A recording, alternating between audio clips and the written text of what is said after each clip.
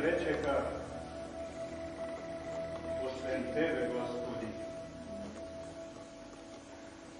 Господи, ова е мојата прва средба со Тебе. Од она што во затворот само со мисла Те повикував. Знам, Господи, дека сум недостоен да Ти се обратам Тебе. Иако сум дело на Твоите раце, сепак не постапував според заповедите Твои, туку според глупавото безумие мое. Господи Вседржителу, чинејќи безброј големи злодела, се каам, Господи, но не знам дали самото покаяние е доволно да ме оправда мене пред Тебе. Господи Вседржителу, Ти гледаш, ништо освен телото немам, а се остави без полза. Нема место во мене ни за милост. Затоа и не можам да ги изговорам зборовите помилуј ме, Боже, бидејќи не сум достоен за Твојата милост, а не сум достоен ни за овој живот.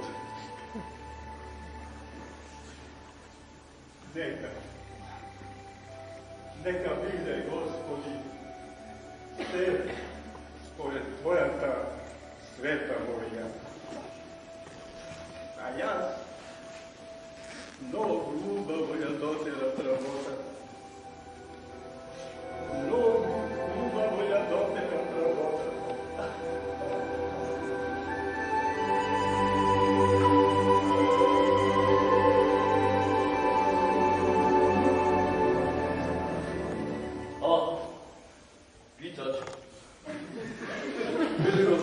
Седна на стол. Сигурно има некоја потреба. Да го прашам јас што можам да му помогам. Чичко питач.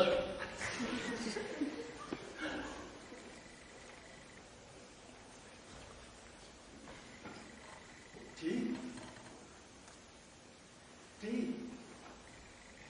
срцево ми кажува дека ти си малиот Славчо, дека ти си мојот син. Татко? Да. Ти? Да. Ти си мојот словен татко, така ли? Славчо.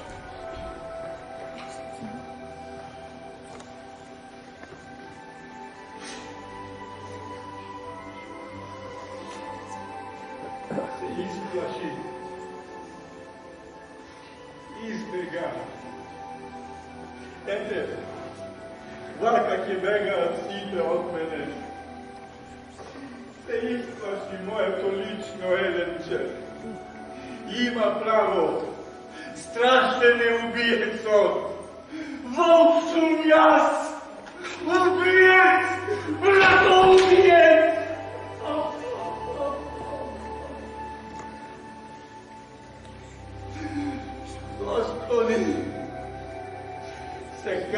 Господи, но кажи ми, дали е можно само со покаяние да ги оправдам сите своји недела што ги направи?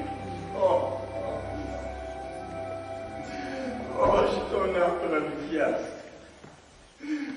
Што направи јас?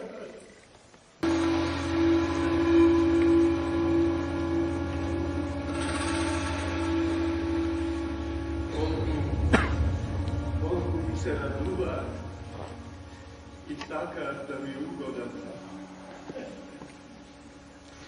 Славчо, сине мој, ти не знаеш Каква грудка имам во срцево. Знам,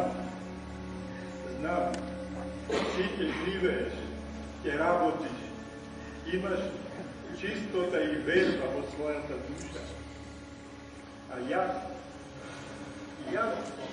ќе излезам надвор, сите ќе ми се смеат, и зад мене, и пред мене.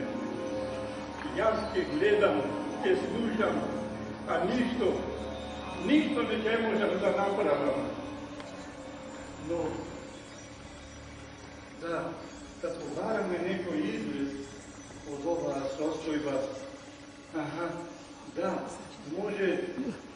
може да се преселиме во некое друго место, каде што се разбира, не ме познава никој. Ќе треба да ја продадеме и куќава. Да ја продадеме куќава. Кој ќе ја купи? Не. Ниту едното, ниту другото може да...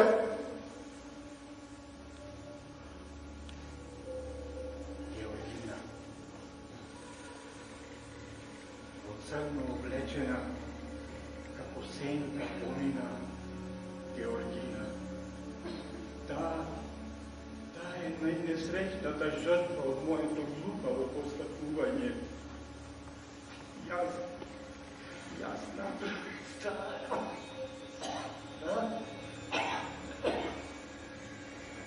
Што? Кој? Ти? Сребрене? Не, ти се могам, Сребрене, остави ме, Сребрене, заради детето, заради Славчо, Сребрене, ти се могам, остави ме. Да, се ќе ти вратам, Сребрене, само знаеш, сега немам адвокатите, како билци, се ми излука. Не, ти се могам.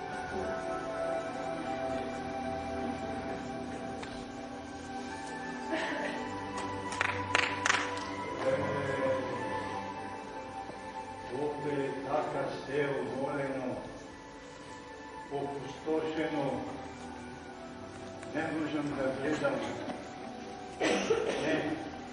не можам да поверувам дека ова е некогашната богата Димославова куќа. Што се направи од едно моje глупаво постапување, но Јелена, и таа е крива, таа можеше... Ајде, Златане, не барај оправдувања дека други е крив.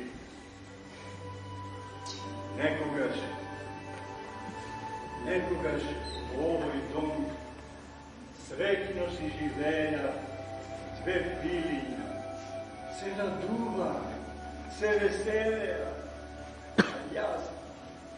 Јас по моето глупаво. Мојот син, Славчо, убави зборови кажа. Татко, човек својот грев го исплаќа со страдание. Многу умни зборови кажа мојот син. Но, Славчо, ти ќе го продолжиш животот свој. Но и јас... Повторно ти! Зошто?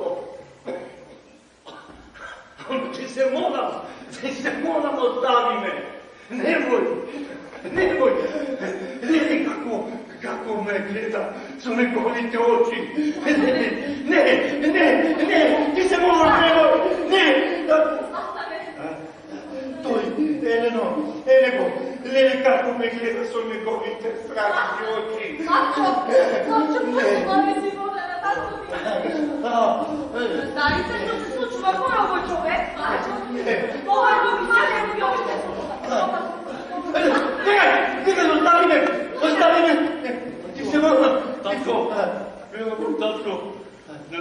ли ме повторно? Да. Славчо, сине мој, знам дека нема многу да ти се радувам.